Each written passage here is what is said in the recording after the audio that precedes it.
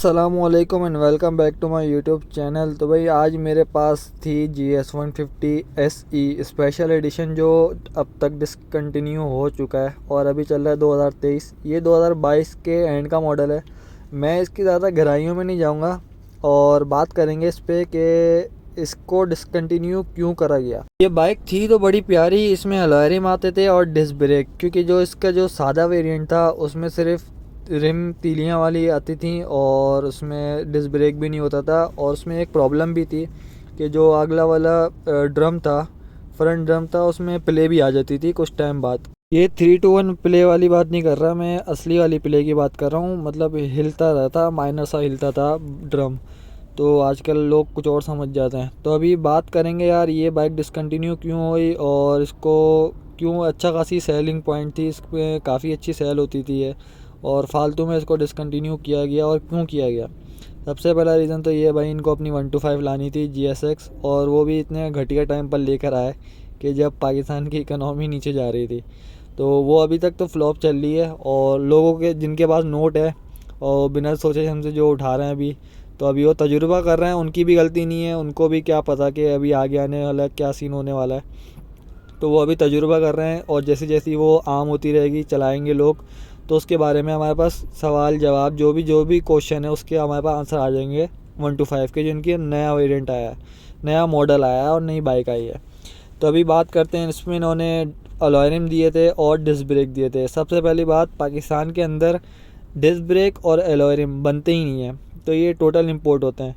तो मैं भी इनको इसकी सिर्फ अलॉय रिम और ड्रम ब्रेक के लिए भी तो इनको इनकी परेशानी होती होगी, क्योंकि ये बाइक जहाँ तक मेरा ख्याल है ये टोटली पाकिस्तान में ही बनती है और कुछ पार्ट्स इसके बाहर से आते हैं, और इसमें ये भी शामिल है अलॉय रिम और डिस्क ब्रेक।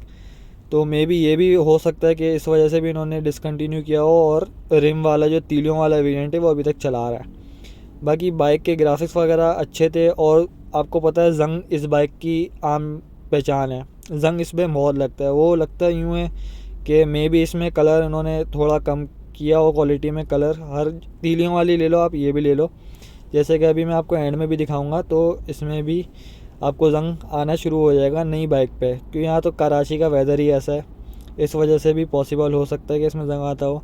और दूसरी बात ये कि मैं इसकी सारी कॉन्फ़िगरेशन जो जो इसमें है वो मैं डाल दूंगा डिस्क्रिप्शन में, क्योंकि आप लोग काफ़ी दफ़ा देख चुके हो ऐसी वीडियोस के इसमें एक ही बार मैं आपको क्या बताऊं, बार बार वही चीज़ है, सब सेम है, कोई इसमें चेंजिंग नहीं है, बस अलॉय रिम चेंज है और डिस्क ब्रेक चेंज है।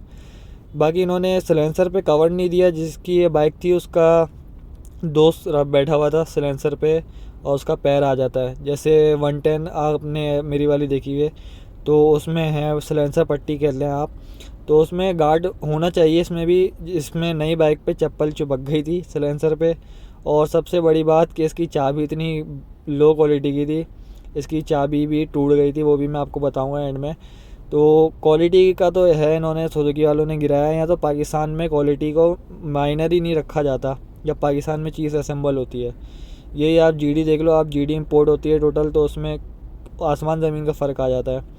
GD हो गई या GR हो गई, लोग GR एक्सपेंसिव भी इतनी है ये बाइक के, टोटल इंपोर्ट होती है, और लोग जिनको पता है तो वो उसी पे जाते हैं। लेकिन ये है कि ट्यूरिंग पर्पज़ के लिए ये बाइक एक बहुत ही अच्छी बाइक है, और इसमें टूरिस्ट जो होते हैं, जो टूर करके आते हैं, इस बाइक पे जाते हैं, उनके लिए बेस्ट बाइक है। और अभी हमने भी चलाई है तो हमें भी बहुत पसंद आई। अभी क्योंकि इसका फ्यूल एवरेज टेस्ट भी आ जाएगा इंशाल्लाह अगली वीडियो में, तो आपने सब्सक्राइब कर लेना है और बेल आइकन लाजमी दबा लेना है इसको। बस इसमें कीचड़ वीचड़ का सीन यार ये है, कराची में आए दिन हर दूसरी गली में गटर का पानी खुला रहता है। बाइक चलने में तो बहुत स्मूथ है यार। बाकी इसमें क्वालिटी का थोड़ा इन्होंने कम कर दिया है, जो पहले जो क्वालिटी आती थी वो तो जाहिर सी बात है सभी को पता है। और इसका फ्यूल एवरेज आप टेस्ट आपने लाजमी देखना है, नेक्स्ट वीडियो उसी पे आने वाली है। और इसमें डिस्क ब्रेक दिए हैं, तो इसके साथ साथ किल स्विच वगैरह सब सेम वही जो तीलियों वाला सीन है, तीलियों वाले वेरिएंट में जो इनका सादा वाला वेरिएंट है वो वाला। और ये देखो चाबी, नई चाबी इन्होंने सिर्फ लॉक में डाल के घुमाई थी, तो वो उसी में घूम के रह गई थी। ये मतलब मुड़ जाना चाहिए था, चलो अगर बंदे ने ज़ोर भी लगाया है तो वो टूट ही गई। तो इन्होंने चाबी ऐसी दी है, तो आप समझ जाओ फिर क्वालिटी में क्या इन्होंने किया होगा पंगा। तो ये मैं आपको बताने वाला था। और दूसरी बात यार, अपनी लाइट चेंज कर लो सुजुकी वालों, प्लीज़ खुदारा यार, आप अपनी ये लाइट चेंज कर लो। ये मुश्किल से 1 महीना भी नहीं चलती, और चलती भी है तो ये रोशनी ही नहीं दिखाती। और जो डिस्क ब्रेक है वो इस बाइक को रोकने की हद तक काफ़ी बेहतर है। डिस्क इसकी छोटी है, यामा की डिस्क बड़ी है, अगर आपने नोट करनी है तो नोट कर लो। और डिस्क बड़ी होने का मकसद ये होता है कि डिस्क ठंडी जल्दी हो जाएगी। सेकंड, ये ब्रेकिंग पावर इसमें आपको अच्छी मिल जाएगी। अगर बड़ी डिस्क होगी, छोटी डिस्क होगी तो वो कम हो जाएगा, लेकिन इतना कोई है नहीं, नॉर्मल इसके लिहाज से सही है डिस्क। तो ये है इस चैनल की शान खड़ी है भाई, GD110, जो पॉपुलर है इस चैनल पे काफ़ी, और काफ़ी लोग इसको देख के वीडियोस बना रहे होते हैं और अपनी कॉपी भी कर रहे होते हैं। मुझे अच्छा लगता है लोग मेरी वीडियो देख के मुझे वही चीज़ अपनी बाइकों पे लगा रहे होते हैं। और ये दोनों बाइकें हमने साथ खड़ी कर दी थी कि अच्छा लगे, व्यू आया, पता चले आवाम को कि ये इम्पोर्टेड है और इसमें और लोकल में क्या फ़र्क नज़र आ रहा है। आप लोग ने कमेंट सेक्शन में लाजमी बताना है। और काफ़ी अच्छी बाइक थी, पता नहीं सुजुकी ने डिसकंटिन्यू भी कर दी है। बाकी बस कुछ खामियां हैं GS150 में जो कि इनको सही करनी होगी, ख़ास तौर से हेडलाइट भाई, हेडलाइट बहुत ही घटिया। और अगर फ्यूल गेज दे सकते हो। चलो यार, नेक्स्ट वीडियो में मिलते हैं, तब तक के लिए अल्लाह हाफ़िज़।